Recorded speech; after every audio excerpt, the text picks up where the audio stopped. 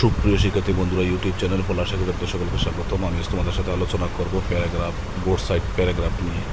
Number 1 tree plantation, number 2 aim in life, number 3 value of time, number 5 school library, number 6 school magazine, number 8 learning English, reading newspaper, early rising, student life, physical exercise, যেগুলো most important SSC পরীক্ষায় বিভিন্ন সময় আসে এবং স্কুলের পরীক্ষাগুলোতেও আসে।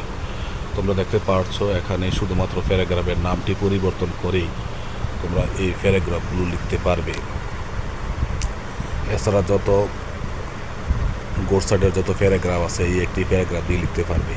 এই প্যারাগ্রাফটি শুধুমাত্র তৈরি করা হয়েছে দুর্বল শিক্ষার্থীদের জন্য, যারা একাধিক প্যারাগ্রাফ মনে রাখতে পারে না তাদের উদ্দেশ্যে এই প্যারাগ্রাফটি লেখা। আশা করি তোমরা যদি এই প্যারাগ্রাফটি খাতার মধ্যে লিখে তারপর ভালোভাবে মুখস্থ করে নাও, তাহলে শুধুমাত্র প্যারাগ্রাফের নামটি পরিবর্তন করে তোমরা লিখতে পারবে। এরপর দেখো যেখানে প্যারাগ্রাফের নামটি হবে বাংলাতে লেখা আছে প্যারাগ্রাফের নাম, শুধু এই অংশগুলো শুধুমাত্র পরিবর্তন করলেই চলবে, আর বাকি অংশ ঠিক থাকবে। এবং এই ক্ষেত্রে তোমাকে একটু মনে রাখতে হবে যে প্যারাগ্রাফটি গুড সাইডের কিনা।